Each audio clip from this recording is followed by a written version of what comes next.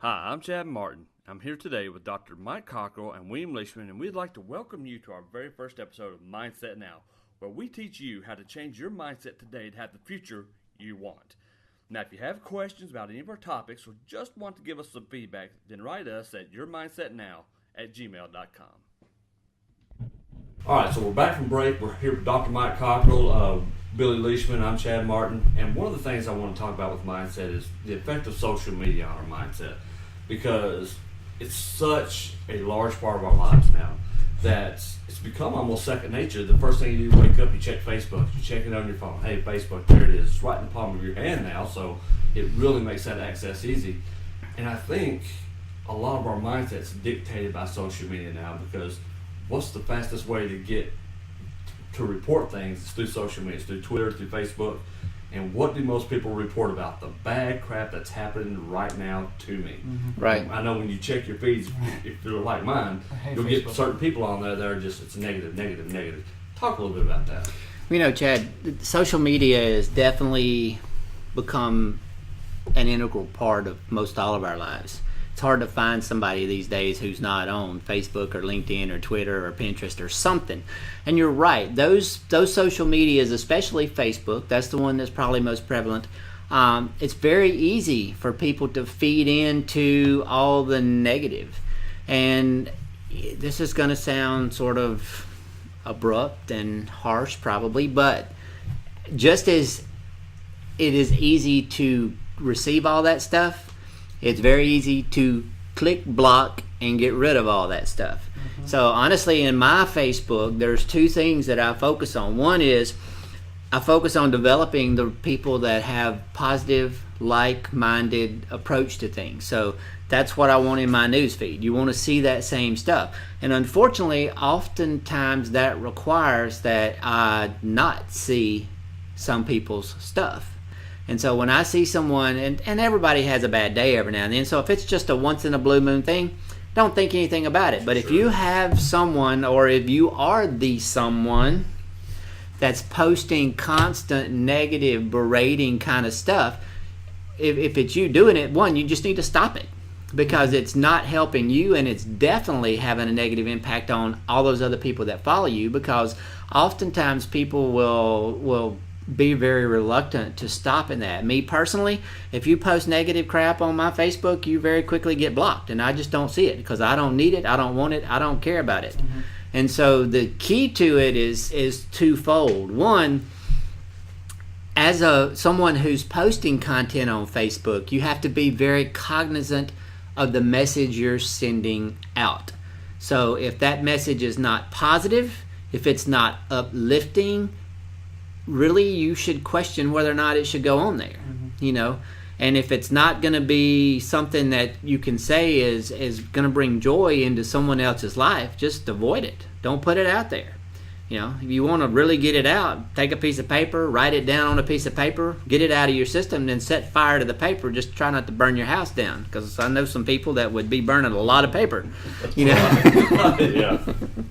But you know, in general, if you're not the one that's actually putting the negative out there, and you're seeing that negative come in all the time, then you just really need to make a choice and realize that that's having a negative, detrimental impact. Even if you try to skirt over it, once you've seen it, you're creating resistance. You're creating an issue within the subconscious mind, and that information is there and it's being processed. So the best way to avoid that is just to block those negative feeds that you're seeing. Yeah. Because it's real easy to get into, and you see it, and it's not just one topic that does it. It seems to be prevalent in just about everywhere. Everything. It's everywhere that we talk about now. So I'm guilty of posting stuff about the whole Syria thing, and I'm probably just going to stop watching the news. You know, yeah. Based on what you said, like honestly, I feel maybe that's what I need to stop doing. Yeah, because it really depresses me. I'm not gonna lie.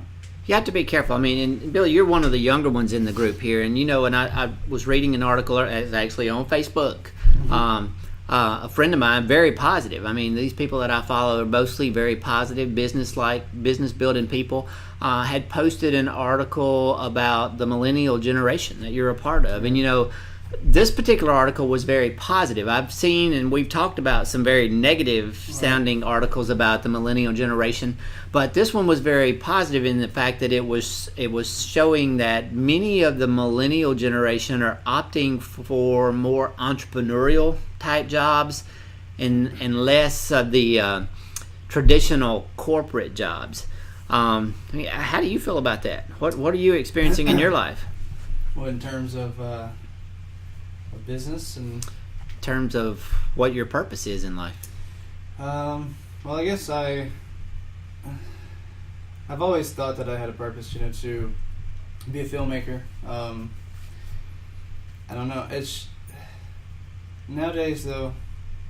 I don't really see a lot of opportunity anymore that I thought I would, as a kid. But they said that that was the thing when I was a kid. Just like you say, do what you love, and the money will follow. But now, do what you love, but there's no money anymore to even follow, and that's a scary thing. Right. So what are you doing today?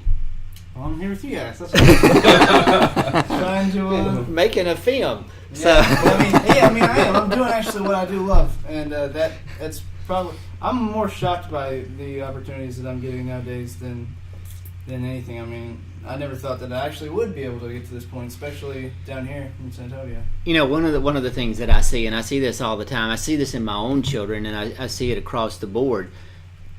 And I'm not to say blame, because we all sort of choose how our thought processes go, but I'm afraid that as an older generation, we have programmed the younger generation to some extent to have such rigid ideals, because we grew up thinking, okay, you get an education, you go to school, you try to go to college, you get out, you get a job, you work for the man for ever how long you can hold up. And that used to be a lifetime in my dad's era. But through my generation, and especially into your generation, that's become, 5, 6, 7 years, and then you're out the door kind of thing, because there's not that much loyalty in maintaining a job. What I think we've failed to do is we really have failed to educate the millennial generation on just how powerful they can actually be in today's marketplace, and that's a whole nother discussion too. But the marketplace is changing. Technology is growing so fast. And now if I have a question about something on my computer, I go to my 16-year-old to get it solved, because she can do it just like that. It may take me an hour and a half to figure out where to go, and she's already fixed it. So you guys, from a technology standpoint, are so far ahead of the rest of us that it's crazy. But what happens is you're still sort of operating on that mentality that we planted when you were 3, 4, and 5 years old, that you had to go get a job, you had to go find work, and you just said yourself, you don't feel like the opportunities are there. And what we need to be doing is we need to be helping you understand that when an opportunity is not there, you create the opportunity. Because there's always a need. And so that's where, if you get back to looking at what you love, what's my skill set, what can I offer, and then you have to step outside of what you probably have been programmed to think like, that's where we want to go with mindset, because it's all about change. Nothing is static, nothing is set. It's all plastic and fluid and moving and changing each and every day. So that's where we want to really take, and that's sort of, in my opinion, that's the whole purpose of this show, is to begin to shift that thinking so that we can see it doesn't have to be the way you think, because you can open up a world of opportunities. It's your skill set and being able to do the things that you love and that you're passionate about that's going to propel you into the future. Right, let's take one more quick break, and we're going to come back for our last segment of the day with our first episode of Mindset Now. We're glad you guys could join us for with Mike, Billy, and me. We'll be back in just a moment.